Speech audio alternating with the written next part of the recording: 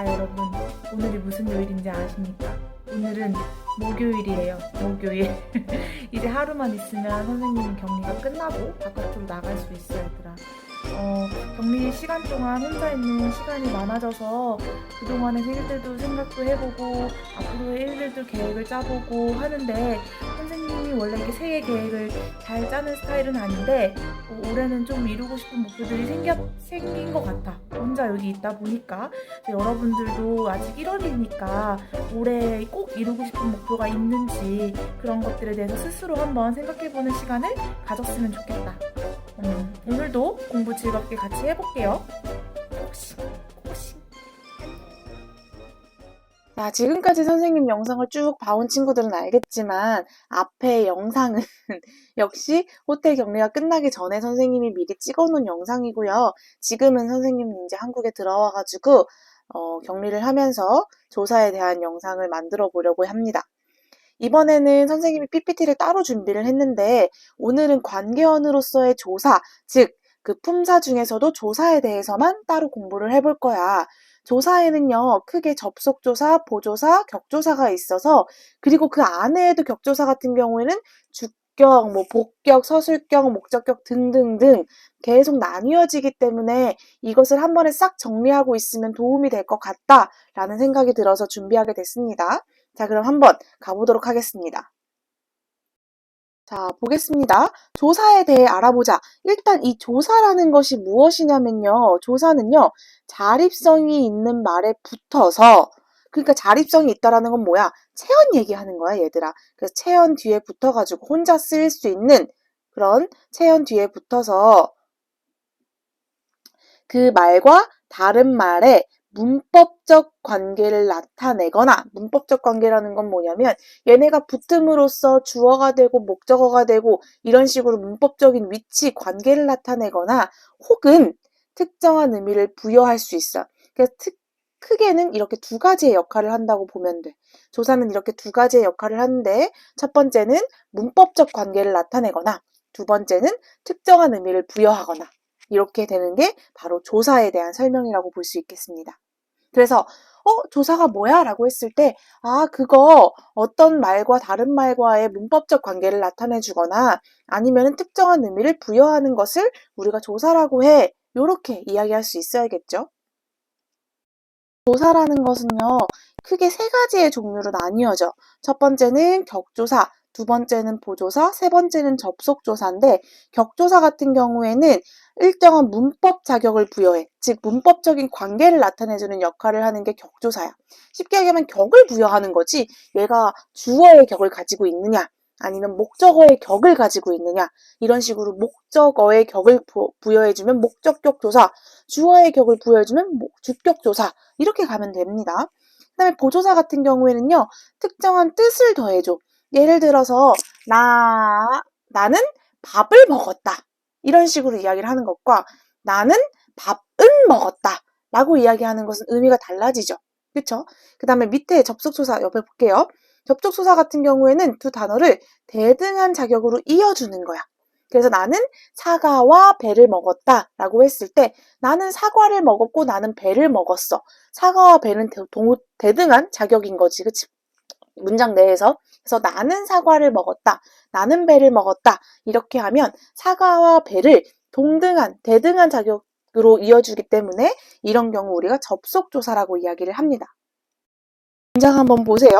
아빠가 백화점에서 빵을 샀다 라고 했을 때 여기에서 조사는 모두 자립성이 붙어있는 어디 앞에? 체언 앞에. 그치? 자립성이 있는 단어 뒤에 붙어요. 이렇게. 아빠라든지 백화점이라든지 빵 같은 경우에는 자립성이 있지.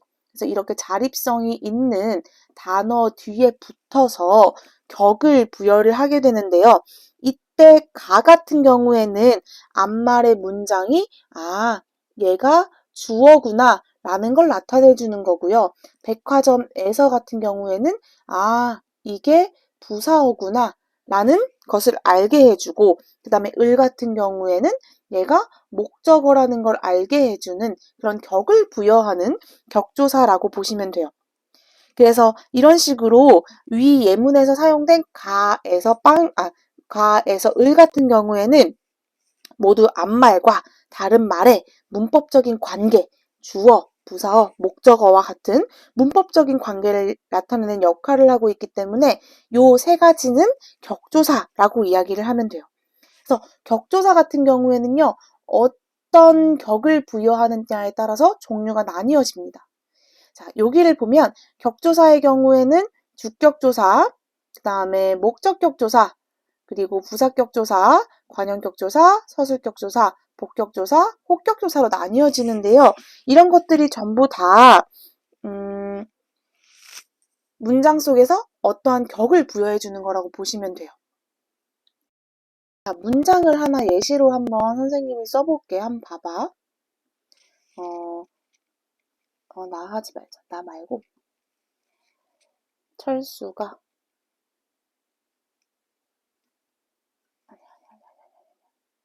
sorry. 밥이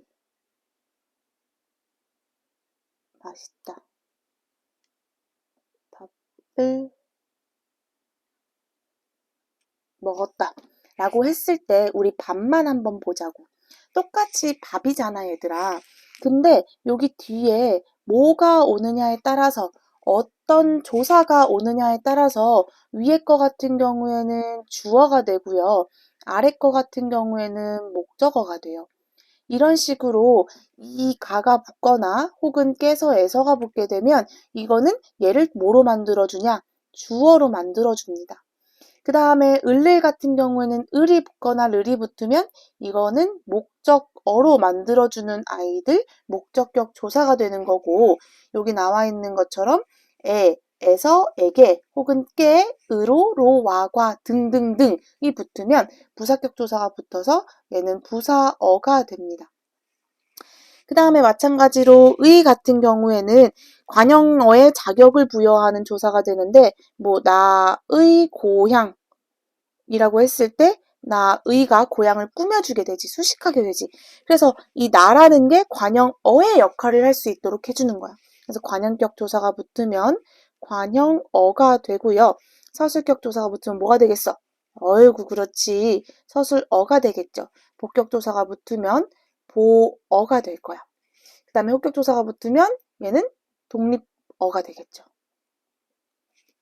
이해됩니까? 근데 선생님 이상해요. 여기에 주격조사에 이 가가 있는데요. 여기 복격조사에 이 가가 또 있어요. 할 수 있잖아. 이 부분은 뒤에 넘어가서 더 학습하도록 하겠습니다. 필요한 건 뭐냐면 선생님이 이런 이야기는 하고 싶지 않지만 외워줘야 돼, 얘들아. 기본적으로 앞에 나왔던 이 주격조사, 목적격조사 어떠한 것들이 있는지는 여러분들이 암기를 하고 있어야 됩니다. 그리고 나서 우리가 더 심화적으로 들어갔을 때 어떤 부분들을 더 이해를 하고 있어야 되느냐에 대한 내용들을 우리가 체크포인트로 몇 가지 짚어볼 거거든요. 자, 보면요. 부사격조사에서가 있고 주격조사에서가 있어. 동일한 형태의 에서가 나와서 선생님 이 두 가지는 어떻게 구분할 수 있을까요? 할 수 있어요. 일단은요. 어떠한 단체 뒤에 나타내는 명사 뒤에 주어임을 나타내는 에서가 있어. 그리고 어떠한 위치를 이야기해주는 에서가 있을 거고. 자, 그럼 한번 보면요.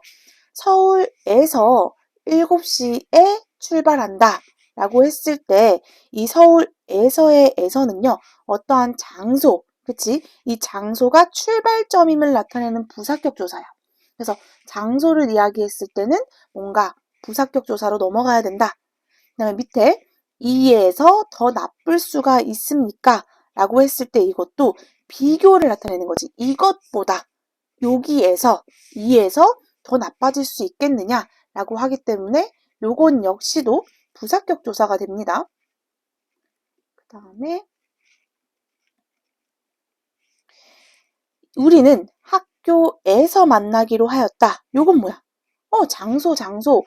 쭉 선생님 영상 들은 친구들은 알겠지만 장소 나오면 뭐라 그랬어? 부사어라고 했잖아요. 그럼 얘도 부사어로 가주면 되고 우리 학교에서 체육대회 우승을 차지했다 라고 되어 있어. 이거 같은 경우는 얘들아 뭘 얘기하는 거냐면 단체긴 단체야. 단체를 이야기하는데 이 단체가 주어가 되는 거야. 그래서 우리 학교에서 뭔가를 했다라는 게 아니라 이번에 우리 학교가 체육대회를 우승을 차지했다. 이렇게 되는 거잖아. 그치? 그럼 예를 들어서 밑에 나오는 것처럼 정부에서 보조금을 지원했다. 라는 거는 장소의 의미로 얘기하는 게 아니라 뭐에 대해서 이야기하는 거야? 뭔가 정부가 주어임을 나타내고 있는 거겠죠. 그래서 이런 식으로 봤을 때 서울에서라고 보면 어떠한 출발점을 나타내는 말이라든지 아니면은 이에서와 같이 비교를 나타내는 말이라든지 아니면 특정한 장소를 이야기하는 경우에는 뭐가 되겠어? 얘 같은 경우에는 부사격 조사에서가 돼요. 근데 밑에와 같이 학교에서라든지 정부에서 같은 경우에는 어떠한 단체를 이야기하는 거고 이것이 주어로 쓰이는 경우에는 이건 뭐가 됩니까? 네, 이 경우에는 주격조사로 여러분들이 기억하고 있으면 되겠습니다. 사실 이런 것들이 시험 포인트야 얘들아. 형태는 똑같지만 뜻이 다르고 그 다음에 의미가 다르고 역할이 다르고 조사의 종류가 다르잖아. 그치? 서술격조사 2다입니다. 서술격조사 2다는요. 격조사로서 앞말의 문장 성분을 서술어로 만들어준다고 아까 선생님이 앞에서 얘기했어. 근데 여기서 왜 키포인트, 체크포인트를 뺐냐면 얘 같은 경우에는 어떤 특징이 있냐면 조사는 얘들아 원래 불변어야. 그치? 문장 속에서 형태가 변하지 않는 불변어인데 이 서술격조사 2다만큼은 예외가 되는 거야. 예외적으로 바뀌어. 어떻게 바뀌어? 이것은 책이다. 이것은 책이고 이것은 책이며 이것은 책이군 이것은 책이구나 이런 식으로 뒤에가 계속 바뀌죠. 그래서 다른 조사와 달리 용언처럼 형태가 변하기 때문에 이것은 가변어로 분류한다 라는 걸 여러분들 기억해 두라고 체크 포인트로 빼두었습니다. 복격조사 2가가 나옵니다. 복격조사 2가. 특정한 서술어 되다 아니다 앞에 사용되어 앞말을 문장의 보어로 기능하게 하는데 주격조사와 형태가 동일하므로 서술어를 보고 여러분들이 꼭 구분해줘야 돼. 왜냐하면 앞에서 얘기했던 것처럼 이 가는요 주격조사기도 하고 그 다음에 복격조사기도 해요. 그래서 보면은 그가 간호사가 되었다 라고 되어 있어. 그러면 여기 같은 경우에는 되었다가 나왔잖아. 그럼 되었다 앞에 나오는 간호사가 같은 경우에는 보어가 될 거야. 똑같이 가가 붙었지만 이거 같은 경우에는 뭐예요? 그 지혜는 주어가 되겠죠. 밑에 한번 보세요. 그는 대학생이 아니다. 아니다가 나왔네요.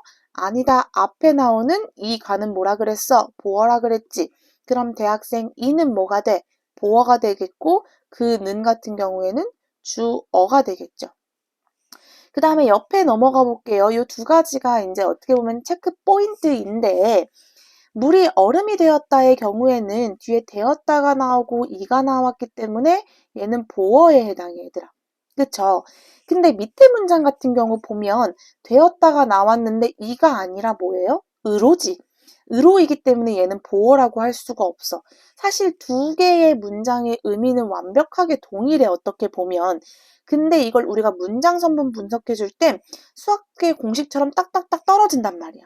되다 아니다 앞에 나오는 이 가는 보어인데 되다 아니다 앞에 나오는 의로는 보어가 아니야. 의로가 나왔기 때문에 얘는 뭐로 처리해 줘야 돼? 얘는 부사어로 처리해 줘야 된다는 거야. 이해돼요? 그래서 이 부분 여러분들이 꼭 기억하고 있길 바라겠습니다. 자, 다음은 보조사로 넘어가겠습니다. 보조사 같은 경우에는요, 어떻게 보면은, 단순하게 얘기하면, 격조사 외에 어떤 특수한 뜻을 더해주는 것들을 보조사라고 해. 그래서 어떤 단독의 의미를 가지거나, 한정하거나, 범위를 정하거나, 아니면은 뭔가 의미를 더해주거나, 이런 것들이 있죠. 존대까지도 포함이 됩니다. 그래서 여기 선생님이 적어 놓았던 은는, 만부터까지, 도, 조차, 요, 이런 것들을 전부 다 보조사라고 하고요.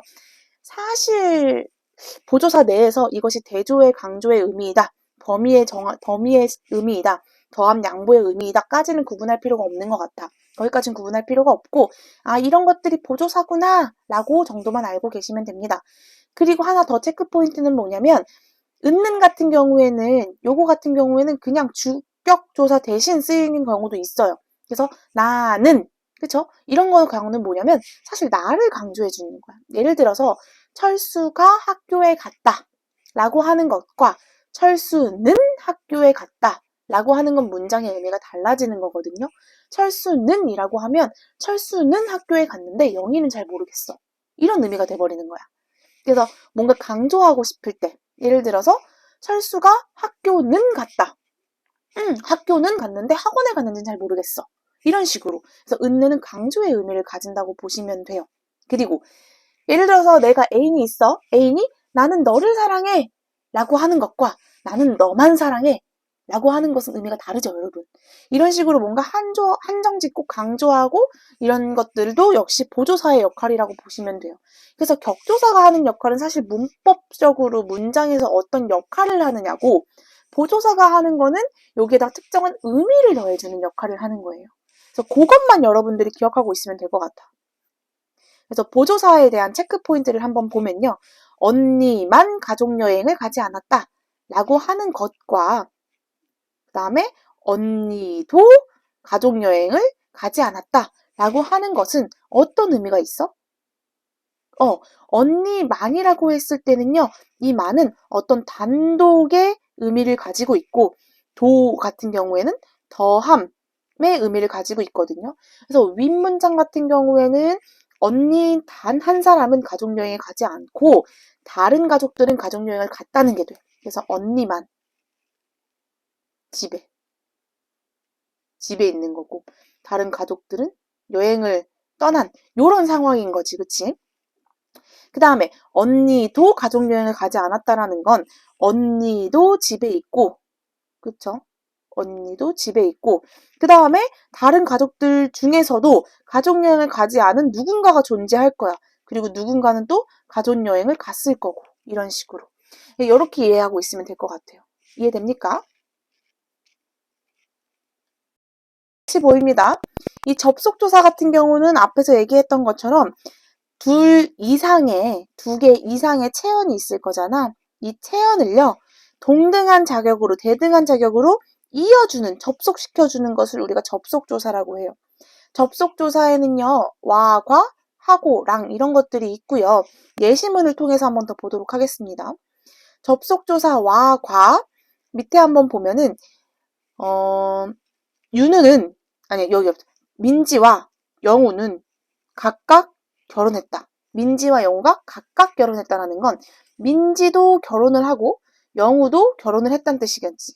민지는 또 다른 누구와 결혼을 하고 영우도 또 다른 누구와 결혼을 하고 이것을 우리가 접속조사라고 해요.